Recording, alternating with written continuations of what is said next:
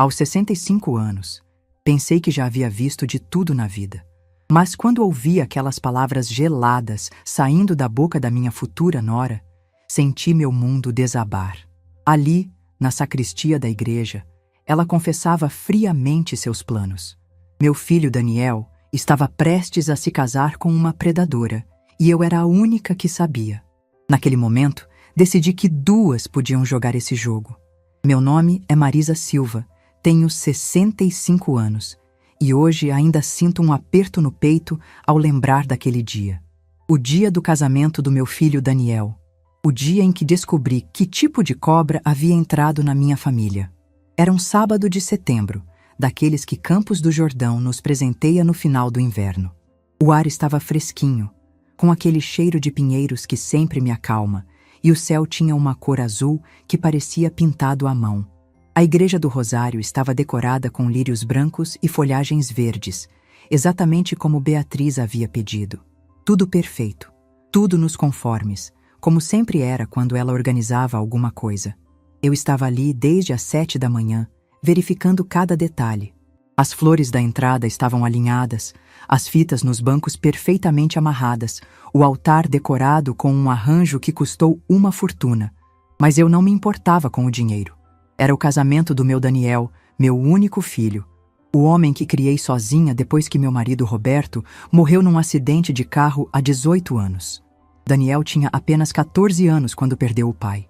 Eu me lembro como se fosse ontem daqueles primeiros meses, vendo meu menino tentar ser forte, tentando me consolar quando era eu quem deveria consolá-lo. Trabalhei dia e noite para manter nossa pousada funcionando, para dar a ele uma vida digna, para que pudesse estudar administração hoteleira na melhor faculdade de São Paulo.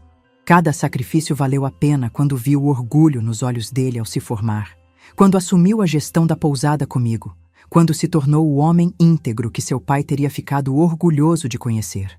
E agora, aos 32 anos, Daniel estava se casando com Beatriz Almeida, uma economista de 29 anos que conheceu numa feira de turismo. Ela era bonita, não posso negar. Cabelos loiros, sempre impecáveis, roupas caras, aquele jeito de falar educado de quem estudou em colégio particular. Vinha de uma família tradicional da capital. O pai era dono de uma rede de lojas, a mãe médica. No papel, era tudo que uma sogra poderia desejar para o filho.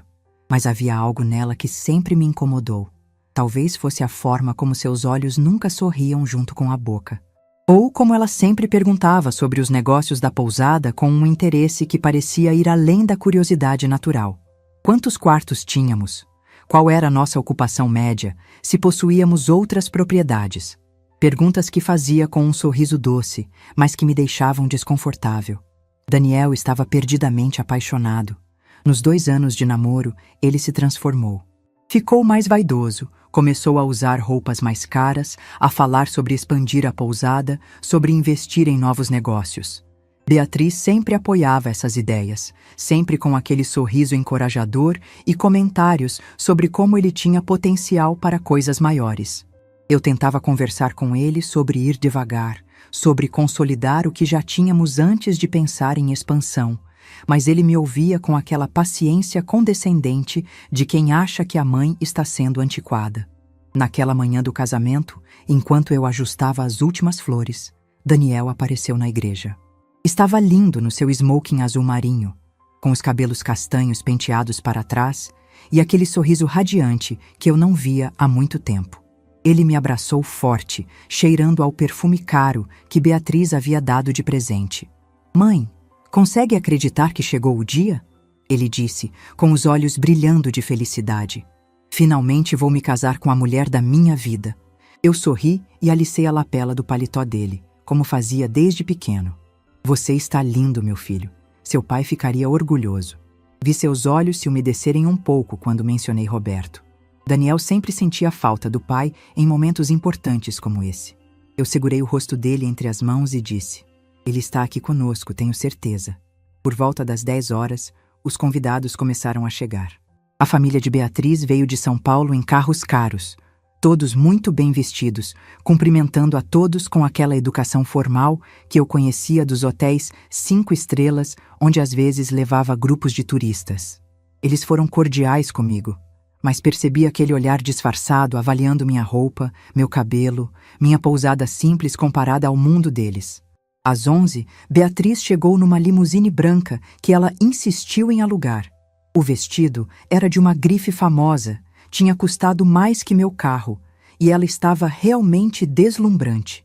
Cabelos presos num coque elaborado, maquiagem impecável, sorrindo para os fotógrafos que contratou para documentar cada segundo. Eu fui cumprimentá-la, e ela me deu um abraço perfumado, me chamando de Sogra Marisa, com aquela voz doce que usava comigo desde que se conheceram. A senhora está linda hoje, ela disse, avaliando meu vestido azul marinho que eu havia comprado especialmente para a ocasião. Essa cor combina com a senhora. Agradeci, mas notei como ela desviou o olhar rapidamente, como se já tivesse cumprido a obrigação social de me elogiar. Ela estava ansiosa, inquieta, verificando o celular constantemente e sussurrando com sua dama de honra, Carla, uma amiga da faculdade que havia vindo de São Paulo. Às 11h30, fui até a sacristia buscar um copo d'água para Beatriz, que estava reclamando de sede e calor. O padre havia saído para cumprimentar os convidados, e eu pensei que seria rápido.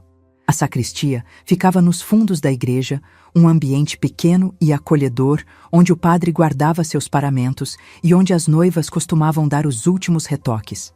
Foi quando ouvi as vozes. A porta da sala onde Beatriz estava se arrumando ficava entreaberta, e eu conseguia ouvir perfeitamente a conversa que acontecia lá dentro. Parei no corredor, segurando o copo d'água, porque reconheci o tom da voz de Beatriz. Não era mais aquela voz doce e educada que ela usava comigo e com Daniel. Era fria, calculista, quase cruel. Carla, você não imagina como foi fácil, ela estava dizendo, e eu podia ouvir o barulho dela mexendo na bolsa. O inútil do Daniel acredita em tudo que eu falo, e a velha é ainda mais ingênua. Meu sangue gelou. Velha. Ela estava falando de mim. Você tem certeza de que vai dar certo? Perguntou Carla com uma voz que transparecia nervosismo. Óbvio que vai dar certo, Beatriz respondeu. E eu podia quase visualizar aquele sorriso sarcástico que nunca havia visto antes. Já pesquisei tudo sobre o patrimônio da família. A pousada vale uma fortuna. Eles têm 2 casas alugadas no centro da cidade. E a conta bancária da velha tem um valor que me surpreendeu. Quando ela morrer, Daniel herda tudo. E quando isso acontecer, eu já vou estar casada com ele há tempo suficiente para ter direito à metade. Senti como se alguém tivesse me dado um soco no estômago. Minhas pernas tremeram e tive que me apoiar na parede para não cair. Ela havia pesquisado nosso patrimônio. Ela sabia exatamente quanto tínhamos, o que possuíamos, quanto valia cada propriedade. E se ele desconfiar de alguma coisa? Carla perguntou. Ele não vai desconfiar. Beatriz riu. Um som que me fez sentir náusea. Daniel é um romântico incurável. Acha que me ama de verdade e que eu o amo também. É fácil manipular homens assim. E mesmo que ele desconfie, eu já vou estar casada. No regime de comunhão total que insisti para assinarmos, eu tenho direito à metade de tudo. Mas e se demorar muito para a mãe dele morrer? Bom, nesse caso eu dou um jeito de acelerar o processo. Beatriz respondeu com uma frieza que me fez estremecer. Acidentes acontecem, Carla. Pessoas idosas são frágeis. Uma queda na escada, um problema cardíaco. Quem vai questionar? Eu segurei o copo d'água com tanta força que pensei que fosse quebrá-lo. Ela estava planejando não apenas roubar nossa família, mas estava cogitando me fazer mal. Jesus, Beatriz, Carla sussurrou. Você está falando sério? Estou falando sobre garantir meu futuro, Beatriz replicou. Não passei 4 anos da minha vida fingindo amar esse interiorano para sair de mãos vazias. Quando eu conseguir o dinheiro, vou me divorciar, voltar para São Paulo e nunca mais olhar para trás. Talvez compre um apartamento em Miami ou viaje pela Europa.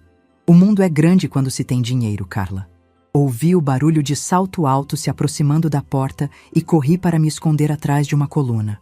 Meu coração estava batendo tão forte que eu tinha certeza de que elas iriam ouvir. Beatriz saiu da sala verificando o celular, com Carla logo atrás. Fiquei ali parada por alguns minutos, tentando processar o que havia escutado. Meu filho estava prestes a se casar com uma mulher que via nossa família como uma oportunidade de negócio. Uma mulher que estava planejando me matar para acelerar a herança. Uma mulher que já havia calculado exatamente quanto valia a nossa vida inteira de trabalho. Quando finalmente consegui me mover, voltei para o altar carregando o copo d'água, mas minhas mãos tremiam tanto que quase deixei cair. Beatriz me agradeceu com aquele sorriso doce de sempre, me chamou de sogra querida e disse que estava nervosa, mas feliz. Eu olhei para ela.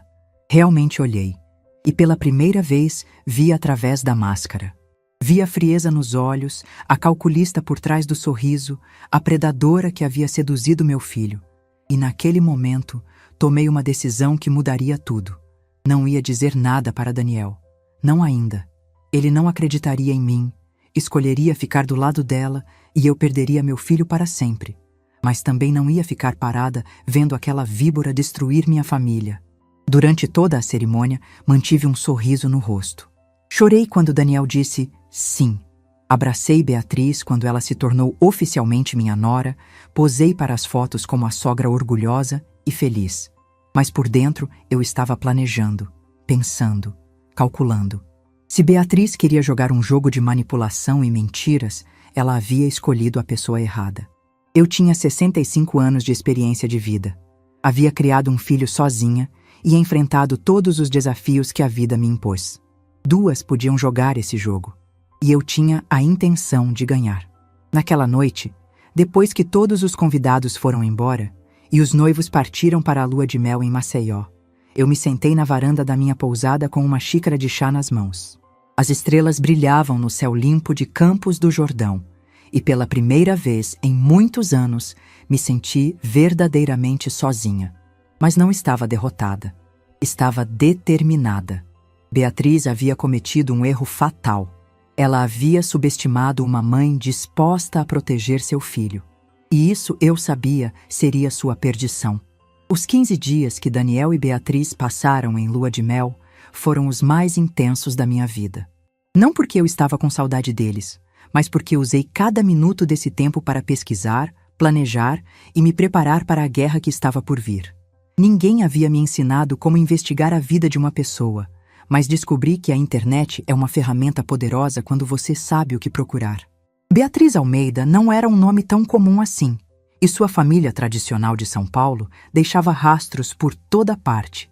Redes sociais, reportagens sociais, registros universitários, tudo estava lá, esperando para ser descoberto. O que encontrei me fez sentir ainda mais náusea.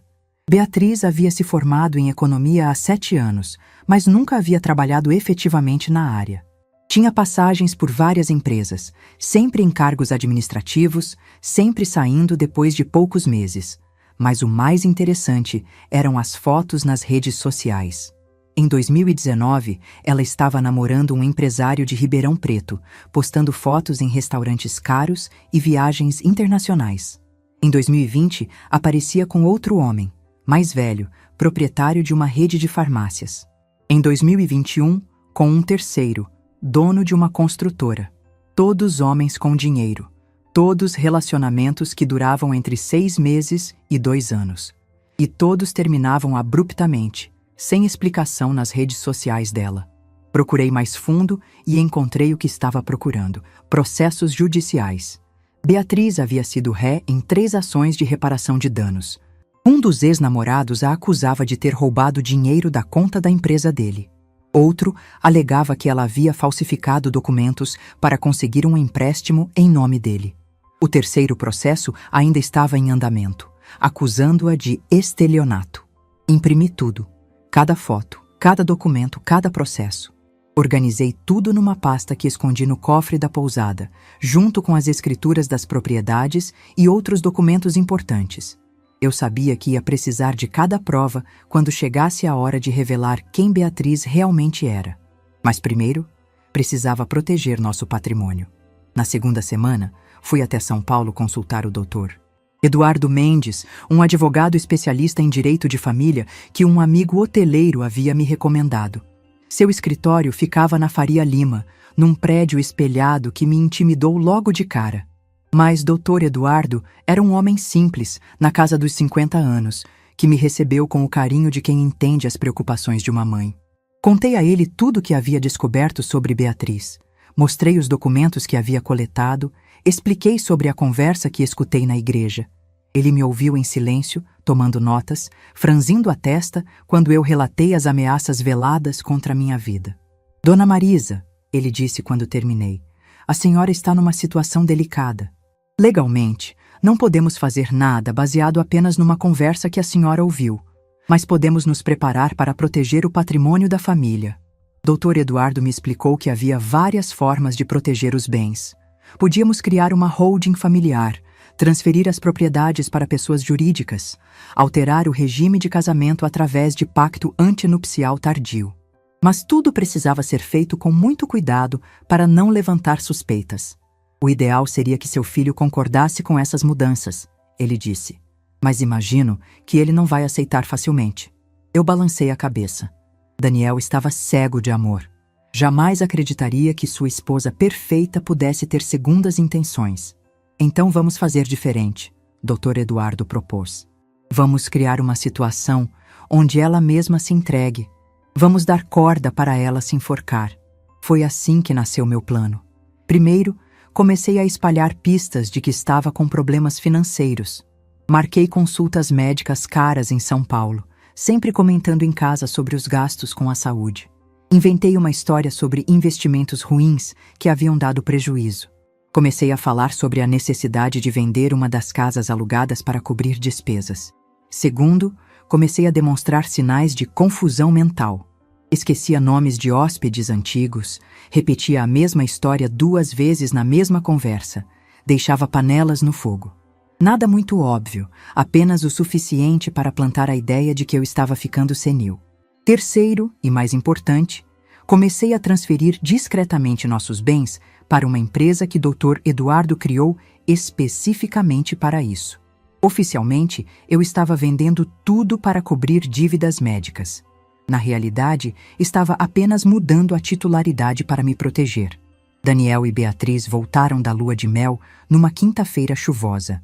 Eles estavam bronzeados, sorridentes, cheios de presentes e histórias de Maceió.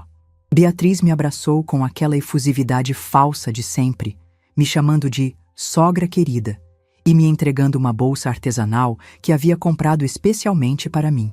Sogra Marisa, a senhora fez tanta falta, ela disse, beijando meu rosto.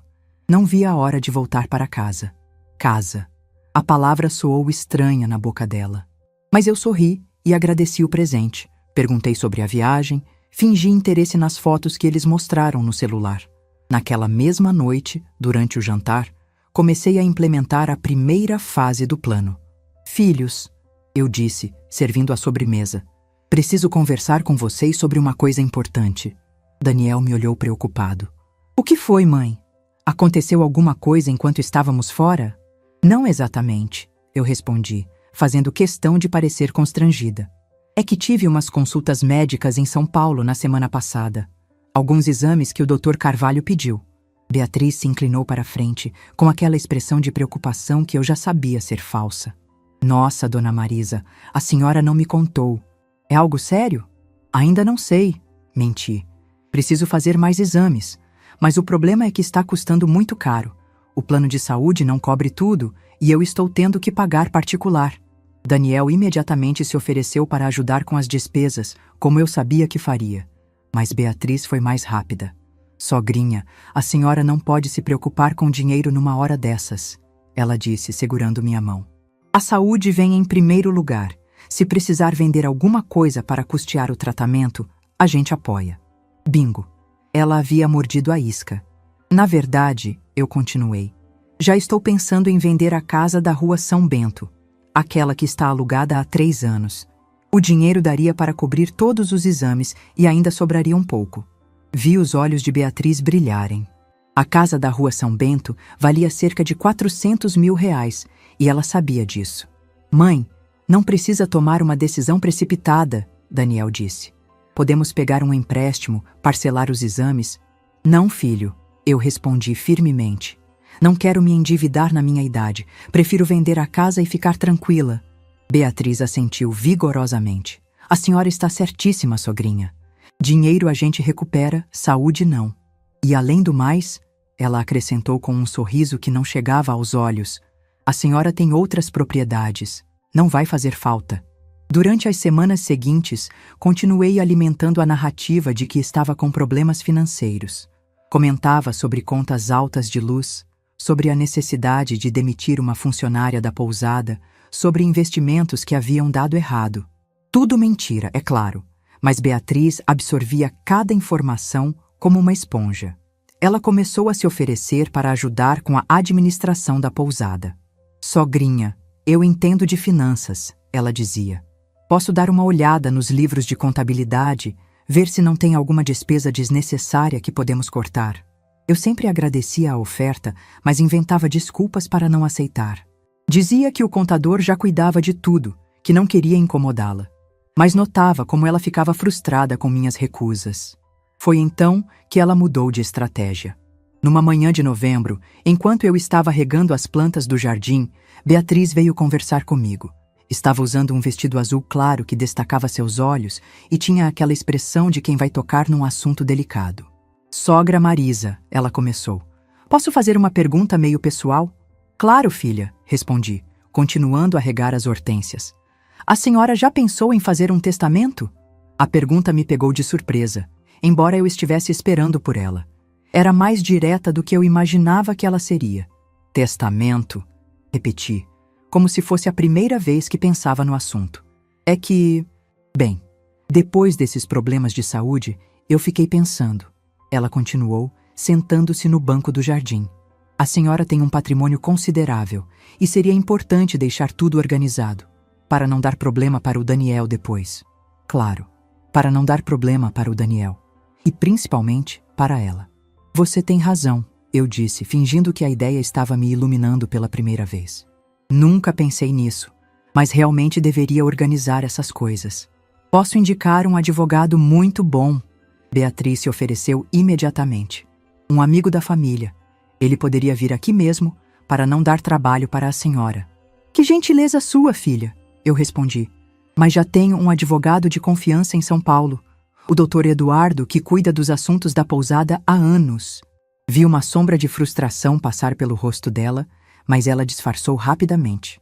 Ah, claro, que bom que a senhora já tem alguém de confiança, ela disse. Mas não demore muito para resolver isso, tá? A gente nunca sabe o que pode acontecer. A ameaça estava clara, mesmo disfarçada de preocupação. Naquela tarde, liguei para Dr. Eduardo e contei sobre a conversa. Ele riu do outro lado da linha. Ela está com pressa, ele disse. Isso é bom para nós. Pessoas ansiosas cometem erros. O que faço agora? Perguntei. Continue fingindo que está com problemas financeiros e comece a demonstrar mais sinais de confusão mental. Vamos fazer ela acreditar que a senhora está perdendo a capacidade de tomar decisões. Quando ela estiver convencida disso, vai tentar agir. E foi exatamente isso que fiz. Comecei a deixar a televisão ligada no mesmo canal o dia inteiro. Esquecia de desligar o fogão depois de cozinhar. Repetia perguntas que já havia feito 5 minutos antes. Misturava nomes de pessoas, confundia datas, demonstrava dificuldade para lembrar onde havia guardado objetos. Daniel ficou preocupado. Mãe, acho que a senhora deveria fazer uns exames neurológicos, ele disse numa conversa particular. Exames para quê, filho? Respondi, fingindo confusão. Eu estou bem. É que a senhora anda meio esquecida ultimamente. Esquecida? Eu não estou esquecida, protestei. Vocês que ficam inventando coisas. Beatriz, por outro lado, parecia cada vez mais interessada nas minhas confusões. Sempre que eu demonstrava algum lapso de memória, ela estava ali para testemunhar. Começou a comentar com Daniel sobre meu estado, sempre com aquela preocupação falsa. Amor, sua mãe realmente não está bem, eu a ouvi dizendo para ele numa noite. Hoje ela me perguntou 3 vezes se eu já havia almoçado. E ontem esqueceu meu nome. Talvez seja só o estresse dos exames médicos, Daniel respondeu, tentando minimizar. Pode ser, Beatriz concordou. Mas acho que a gente devia ficar de olho. E talvez ajudar ela a tomar algumas decisões importantes antes que seja tarde demais. Antes que fosse tarde demais. Ela estava praticamente confessando seus planos. Uma manhã de dezembro, 3 meses depois do casamento, Beatriz bateu na porta do meu quarto bem cedo. Eu estava tomando café da manhã na cama, lendo o jornal, quando ela entrou com aquela expressão de quem tinha algo importante para dizer. "Sogra, posso conversar com a senhora?" "Claro, querida", respondi, dobrando o jornal. Ela se sentou na beirada da cama e segurou minha mão. "Eu estava conversando com o Daniel ontem à noite e nós estamos preocupados com a senhora." "Preocupados por quê?" "A senhora anda muito esquecida, muito confusa.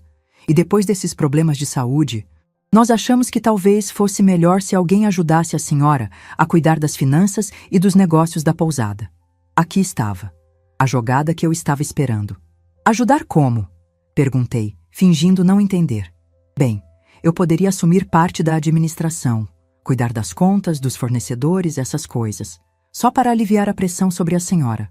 Mas eu sempre cuidei de tudo sozinha", protestei fracamente. "Eu sei, sogrinha, e a senhora sempre fez um trabalho maravilhoso, mas agora é hora de descansar um pouco, deixar a família cuidar da senhora." Família, como se ela fosse família de verdade. "Deixa eu pensar sobre isso", eu disse. "Claro, não precisa decidir agora, mas seria bom se a senhora assinasse uma procuração só para casos de emergência. Se acontecer alguma coisa e a senhora não puder tomar decisões..." "Que tipo de emergência?" "Sei lá, se a senhora ficar internada ou se tiver algum problema mais sério de saúde. Alguém precisa poder movimentar as contas, pagar as contas da pousada, essas coisas." Eu fingi considerar a proposta. "Faz sentido", murmurei. "Talvez seja uma boa ideia mesmo." O sorriso que brotou no rosto de Beatriz foi genuíno pela primeira vez desde que a conheci. Não era mais aquele sorriso doce e falso que ela usava comigo. Era o sorriso de uma predadora que acabava de ver sua presa cair na armadilha. "Que bom que a senhora concorda", ela disse. "Posso providenciar os papéis?" "Pode sim, filha. Confio em você." Quando ela saiu do quarto, quase correndo de tanta ansiedade, eu me permiti sorrir também. Ela havia mordido a isca com tanta força que quase engoliu o anzol inteiro. Agora era só uma questão de tempo até ela se revelar completamente. E quando isso acontecesse, eu estaria pronta. A procuração chegou numa terça-feira ensolarada de janeiro. Beatriz apareceu na pousada por volta das 9 da manhã, com uma pasta de couro e aquele sorriso ansioso que eu já conhecia bem. "Sogrinha, trouxe os papéis que conversamos", ela disse, beijando meu rosto com pressa. "É bem simples. Só precisa assinar aqui e aqui." Eu estava preparando café para os hóspedes e propositalmente fingi confusão. "Que papéis, filha? Não me lembro." Vi irritação passar pelos olhos dela antes de disfarçar. A procuração que ela trouxe era tudo menos básica. Dava poderes plenos para vender, comprar, movimentar contas, tomar qualquer decisão financeira. Era assinar um cheque em branco. "Deixa eu pensar mais um pouco", disse, empurrando os papéis de volta. E foi aí que vi a primeira rachadura na máscara. Pensar o quê? O tom já não era doce. "Sogra, são só papéis de proteção. A senhora está complicando uma coisa simples. Vou mostrar para o Daniel antes de assinar." O rosto dela endureceu. "Por quê? Não confia em mim?" 3 semanas se passaram. Beatriz voltava ao assunto da procuração quase diariamente, cada vez menos sutil, mais impaciente. Começou a fazer comentários sobre minha condição mental na frente dos funcionários. "A sogra anda meio confusa", ouvi ela dizendo para Carmen, nossa camareira. "Ontem esqueceu de trancar a porta da frente." Mentira. Eu sempre trancava a porta. O estopim foi numa sexta-feira. Beatriz apareceu no meu escritório sem bater, me encontrou fingindo dificuldade com o computador. "Sogrinha", ela disse, mas não havia doçura na voz. "Ainda pensando naquela procuração?" "Ainda pensando, filha. Porque quanto mais a senhora demora, mais difícil fica para todos nós." Havia ameaça velada naquelas palavras. "Como assim?" "Às vezes, as oportunidades passam. E depois, a gente se arrepende de não ter agido quando podia." Naquela mesma noite, durante o jantar, ela cometeu o erro que eu estava esperando. "Daniel", disse, colocando a mão sobre a dele, "talvez seja melhor conversarmos sobre internar sua mãe numa casa de repouso. Ela não está mais em condições de administrar uma pousada." O silêncio foi ensurdecedor. Daniel tirou a mão devagar, processando o que acabara de ouvir. Internar minha mãe? É só uma sugestão. Ela tentou voltar atrás. Para o bem dela. Minha mãe tem 65 anos e está perfeitamente lúcida, Daniel disse com firmeza que me encheu de orgulho. Não vou interná-la em lugar nenhum. Mas o estrago estava feito. Pela primeira vez, Daniel havia visto um vislumbre da verdadeira Beatriz. Depois do jantar, quando ela subiu, Daniel ficou comigo na cozinha. Mãe, a Beatriz nunca havia mencionado casa de repouso antes. Cada um tem sua forma de demonstrar preocupação, disse, plantando a semente de dúvida. Ela vem de uma família que resolve as coisas diferente da nossa. Naquela noite, ouvi vozes alteradas do quarto deles. Beatriz estava brava, Daniel questionando. Minha estratégia funcionava. Nos dias seguintes, a atmosfera mudou completamente. Beatriz mantinha aparências durante o dia, mas eu sentia a irritação crescendo. E então veio a confirmação do que eu suspeitava. Na segunda-feira seguinte, enquanto eu fingia cochilar na varanda, ouvi Beatriz ao telefone no jardim. Carla, essa velha está me irritando, ela dizia, pensando que eu não ouvia. Está demorando demais para assinar os papéis. Vou ter que acelerar as coisas. Como? A voz de Carla saía alta do celular. Já conversei com Daniel sobre internar ela. Se não funcionar, vou ter que criar uma situação mais dramática. Meu sangue gelou. Beatriz, você está louca? Estou sendo prática, ela respondeu friamente. Aquela procuração me daria acesso a tudo. Mas se ela continuar resistindo, vou ter que encontrar outro caminho. Ouvi passos se aproximando e fingi estar dormindo. Beatriz passou por mim direto para a casa, mas antes parou e sussurrou algo que me arrepiou. Acidentes acontecem, sogrinha. Principalmente com pessoas teimosas. Naquela tarde, liguei para Dr. Eduardo e contei sobre a conversa. Ela está ficando desesperada, ele disse. É hora de acelerar nosso plano. O que fazemos? Amanhã você vai ter um acidente. Nada sério, só o suficiente para ir ao hospital e fazer alguns exames. Quando voltar, vai agir como se estivesse realmente confusa. Vamos fazer ela mostrar quem realmente é. Naquela noite, pela primeira vez desde que descobri os planos de Beatriz, senti medo real. Não apenas de perder meu patrimônio, mas de perder minha vida. Ela não era apenas uma golpista. Era uma sociopata disposta a matar para conseguir o que queria.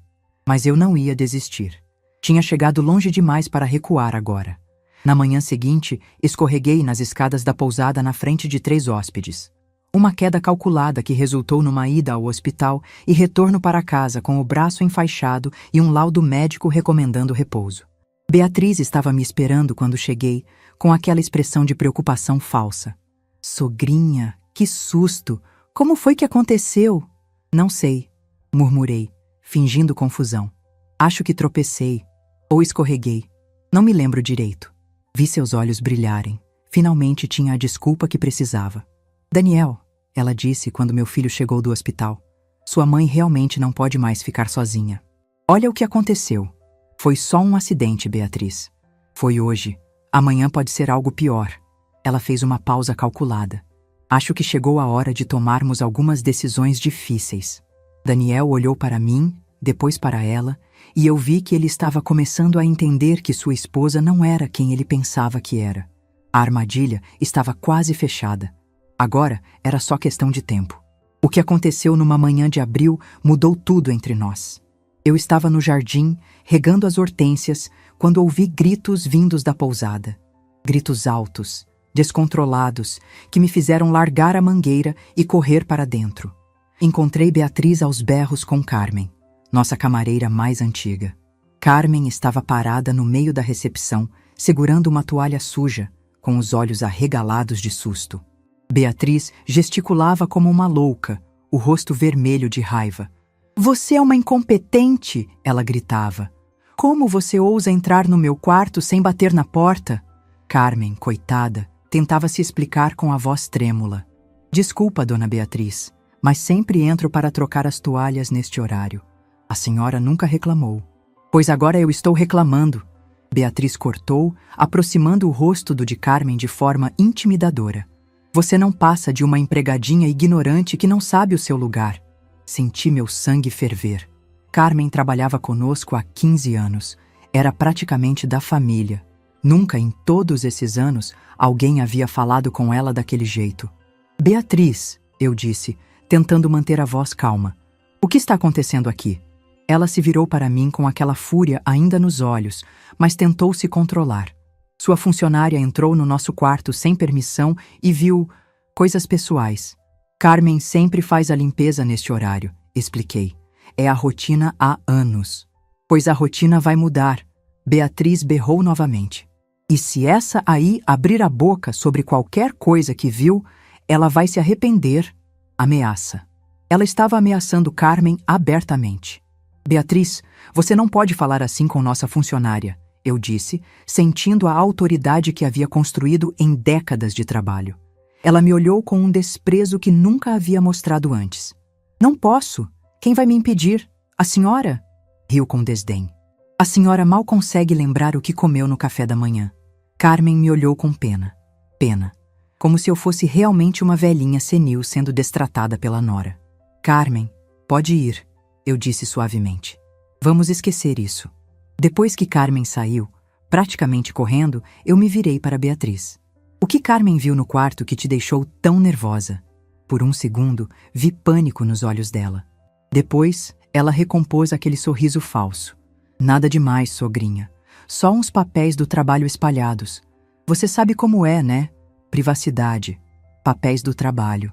Beatriz não trabalhava. Naquela tarde, quando Daniel chegou da cidade, Beatriz já havia mudado completamente de comportamento. Estava docinha, carinhosa, preparando um lanche especial para ele, como se o escândalo da manhã nunca tivesse acontecido. Amor, ela disse beijando o rosto dele. Como foi seu dia? Cansativo, Daniel respondeu, me cumprimentando com um abraço. E aqui, como foi o dia de vocês? Beatriz me lançou um olhar de advertência antes de responder.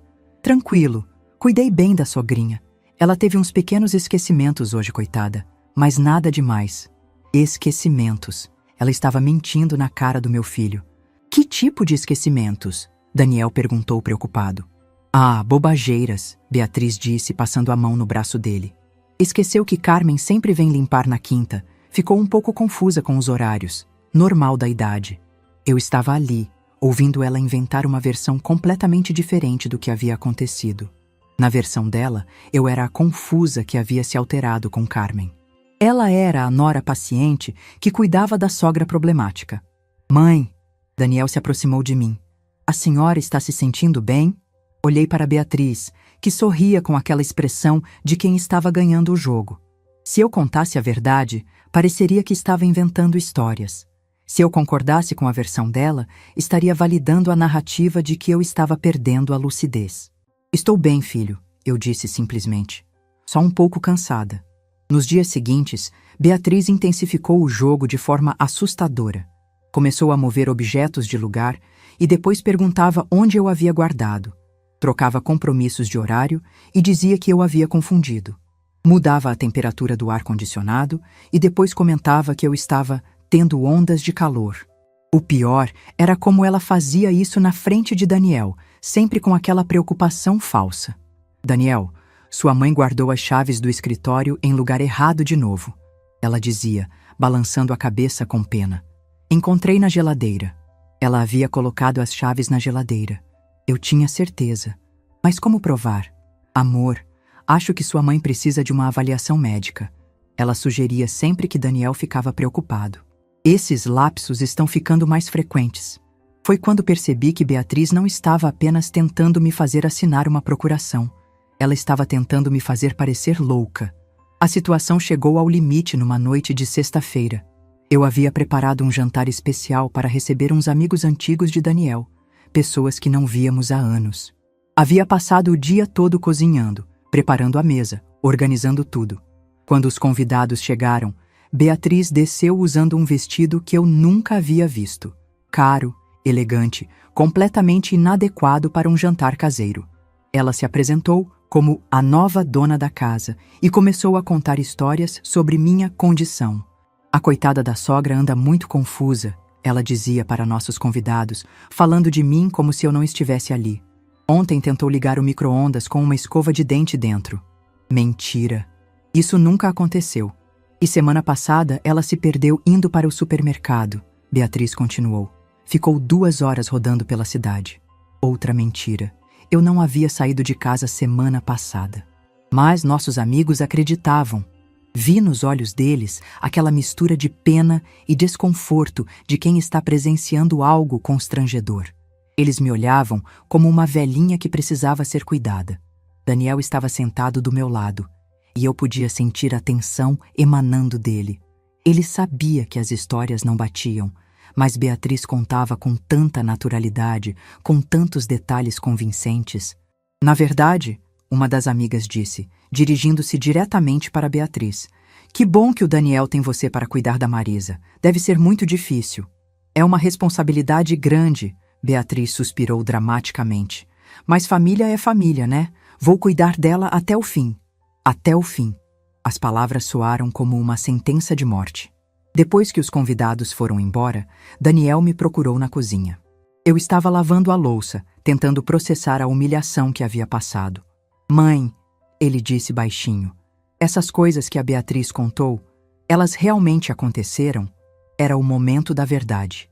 Eu podia desmascarar Beatriz ali mesmo, contar sobre todas as mentiras, todas as manipulações. Mas olhei para meu filho e vi algo que me partiu o coração. Dúvida. Ele estava duvidando de mim. Depois de 32 anos sendo sua mãe, depois de tudo que construímos juntos, as mentiras de uma mulher que ele conhecia há apenas 4 anos estavam plantando dúvidas sobre minha sanidade mental. Não me lembro de nada disso, eu disse honestamente. Daniel ficou em silêncio, processando minha resposta. Sei que ele interpretou minha falta de memória como confirmação dos esquecimentos, não como prova de que eram mentiras. Naquela noite, deitada na cama, entendi que Beatriz havia conseguido algo muito pior do que eu imaginava. Ela não estava apenas me isolando do patrimônio, estava me isolando do meu próprio filho. Daniel, que sempre confiou em mim mais que em qualquer pessoa no mundo, agora questionava minha lucidez. E o pior, eu não podia culpá-lo por isso. Beatriz havia construído uma narrativa tão convincente, com tantos detalhes, que até eu começaria a duvidar se não soubesse a verdade. Foi então que percebi que estava lidando com alguém muito mais perigoso do que imaginava. Beatriz não era apenas uma golpista. Era uma manipuladora psicológica profissional. E ela estava ganhando. Peguei meu celular e escrevi para Dr. Eduardo. Ela mudou de estratégia. Não quer mais procuração. Quer declaração de incapacidade mental. Preciso acelerar tudo. A resposta veio rápida. Entendi.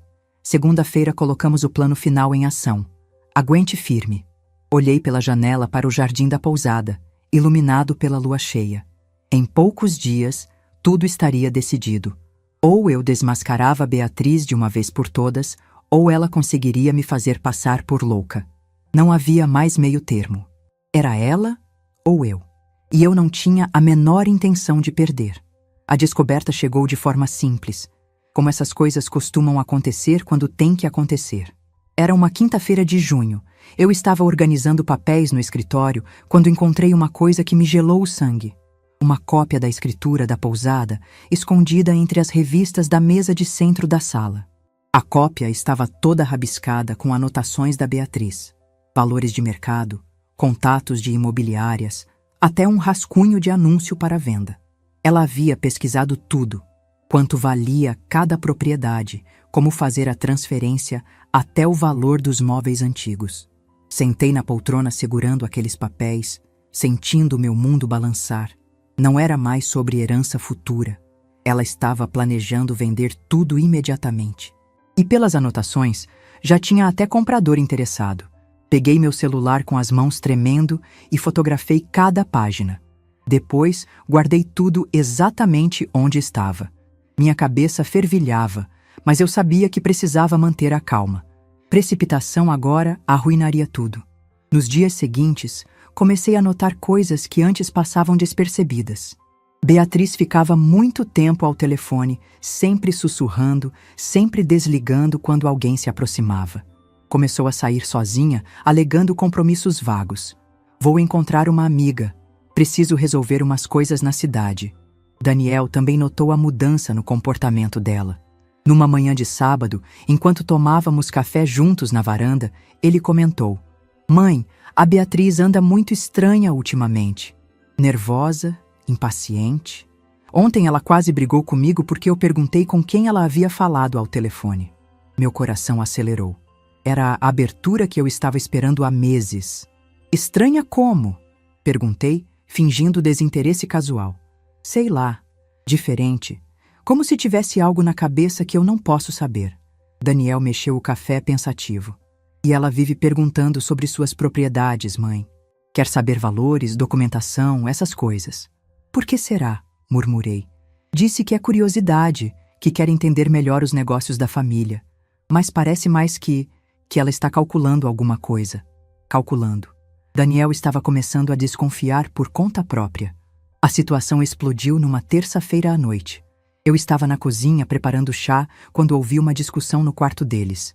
Vozes alteradas, Beatriz visivelmente irritada, Daniel tentando acalmá-la.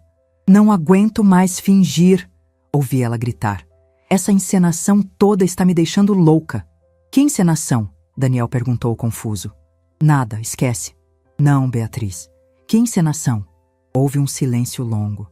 Depois, ouvi a voz dela, mais baixa, mas ainda alterada. Cansei de ter que aturar sua mãe. Cansei de ter que fingir que me importo com ela, com essa pousada, com essa vida. Meu sangue gelou. Daniel estava descobrindo quem ela realmente era, e eu nem precisava fazer nada. Você está falando sério? A voz dele estava diferente, descrente. Estou falando que merecia coisa melhor que isso aqui. Que podia estar em São Paulo, numa vida de verdade, não cuidando de velha doente em cidade do interior. Velha doente. Eu, que havia sustentado nossa família sozinha por décadas. Beatriz, você está falando da minha mãe. Estou falando da realidade, Daniel. Sua mãe não vai durar para sempre. E quando ela morrer, você vai herdar tudo isso. Aí sim vamos poder viver direito. O silêncio que se seguiu foi ensurdecedor. Depois ouvi passos pesados, a porta se abrindo e fechando. Daniel havia saído do quarto. Fingi estar dormindo quando ele passou para a cozinha, mas pude vê-lo pela fresta da porta. Estava sentado na mesa, com a cabeça entre as mãos, claramente abalado. Na manhã seguinte, Beatriz desceu para o café como se nada tivesse acontecido. Sorriso no rosto, beijinho no Daniel, me cumprimentando com aquela voz doce de sempre. Mas Daniel estava diferente. Respondia com monossílabos, evitava o olhar dela. Durante o café, ela tentou puxar conversa sobre a agenda da semana, planos para o final de semana. Daniel só balançava a cabeça, claramente desconfortável. Quando ela saiu para resolver umas coisas na cidade, ele ficou. Mãe, ele disse quando ficamos sozinhos. Posso fazer uma pergunta? Claro, filho. A senhora realmente anda esquecida, como a Beatriz vive falando? Olhei nos olhos dele e vi algo que não via há meses. Dúvida sobre ela, não sobre mim. Por que você pergunta? Porque eu convivo com a senhora todo dia e não vejo esses esquecimentos todos. Mas ela vive contando histórias sobre coisas que eu nunca presenciei. Era o momento. Se havia 1 hora para plantar a semente da verdade, era agora. Daniel, você confia em mim? Claro, mãe, sempre confiei. Então me escute bem. Respirei fundo. Eu não ando esquecida. Nunca estive. E essas histórias que ela conta, elas não aconteceram. Daniel me olhou por alguns segundos, processando. A senhora tem certeza? Em vez de responder, fui até o escritório e trouxe as cópias das escrituras que havia encontrado. Mostrei para ele as anotações, os valores pesquisados, os contatos de imobiliárias. Encontrei isso escondido nas revistas da sala. Vi o rosto dele mudando conforme lia cada anotação. A expressão de confusão dando lugar à compreensão, depois à raiva. Ela pesquisou o valor de tudo, ele murmurou. Até dos móveis antigos. Pesquisou. E pelo que está escrito aí, já tem até comprador interessado. Daniel ficou em silêncio por um longo tempo, folheando os papéis. Quando finalmente falou, sua voz estava diferente. Mãe, há quanto tempo a senhora sabe? Desde o dia do casamento. Ouvi uma conversa que ela não sabia que eu estava ouvindo. Contei tudo. A conversa na igreja, os meses fingindo confusão mental, as pequenas armadilhas que havia armado para testar ela. Daniel me ouviu em silêncio, o rosto ficando cada vez mais tenso. Por que a senhora não me contou antes? Porque você não ia acreditar. Estava apaixonado e ela é muito boa no que faz. Daniel assentiu devagar. O que fazemos agora? Agora você decide o que quer fazer com a sua vida e com o seu casamento. Ele ficou olhando para os papéis por mais alguns minutos. Depois se levantou e disse: preciso pensar. Nos dias seguintes, a atmosfera da casa mudou completamente. Daniel estava claramente diferente com Beatriz. Não hostil, mas distante. Ela tentava puxar conversa, fazer planos, mas ele respondia com educação fria. Beatriz percebeu a mudança e começou a ficar desesperada. Intensificou as histórias sobre minha suposta confusão mental. Chegou a sugerir que eu deveria fazer uns exames porque estava muito estranha ultimamente. Daniel, sua mãe precisa de ajuda, ela dizia durante o jantar. Hoje mesmo ela me perguntou 3 vezes que dia era. Mentira. Eu não havia feito pergunta nenhuma. Daniel olhava para ela com uma expressão que eu não conseguia decifrar. Não era mais a paixão cega de antes. Era análise. Ele estava estudando cada palavra, cada gesto. O fim chegou numa manhã de domingo. Beatriz havia saído para visitar uma amiga e voltou mais tarde que o normal, visivelmente alterada. Daniel estava na sala lendo o jornal quando ela entrou. Precisamos conversar, ela disse, jogando a bolsa no sofá. Sobre o quê? Sobre sua mãe, sobre nossa vida, sobre o futuro. Daniel dobrou o jornal devagar. Que futuro? Daniel, sua mãe não está bem. Qualquer pessoa com olhos na cara pode ver isso. Ela precisa de cuidados especializados. Cuidados especializados? Uma casa de repouso, um lugar onde ela tenha assistência médica 24 horas. Daniel ficou em silêncio. Beatriz interpretou isso como concordância e continuou. E nós precisamos pensar no patrimônio. Esta pousada poderia valer muito mais se fosse vendida e o dinheiro aplicado direito. Poderíamos nos mudar para São Paulo, investir em algo melhor. Algo melhor que o quê? Que esta vida aqui? Daniel, você tem potencial para coisas maiores. Não precisa ficar preso neste interior para sempre. Foi quando Daniel se levantou e foi até a estante. Pegou os papéis que eu havia mostrado para ele e colocou sobre a mesa de centro. Você quer dizer, algo melhor como estes planos que você fez? O rosto de Beatriz empalideceu quando viu as escrituras anotadas. Onde você encontrou isso? Escondido nas revistas, com sua letra, com seus contatos. Ela tentou rir, mas o som saiu forçado. Daniel, isso não é o que parece. Não é? Então me explica o que é. Eu só estava pesquisando, para entender melhor os negócios da família. Pesquisando compradores? Não, Beatriz.